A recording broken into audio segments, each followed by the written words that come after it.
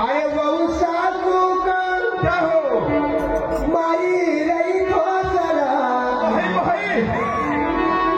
आज की लाड़ी बहने को देख लो कसी सासू का बड़ा हालत खराब है। क्यों? हाँ कि सासू का जमाना का घर कच्चा था। लाड़ी बाई जब सही जब सब पक्का पड़ेगा मोदी सरकार में प्रधानमंत्री ने छोड़ी देगी। हम कई घर से मिलने मकान बनेगा बिल्कुल। तो लाड़ी बाई अपनी सासू भाई से कहे अरे बहु सासू कमारी रही ठोसला। सासू भाई देखा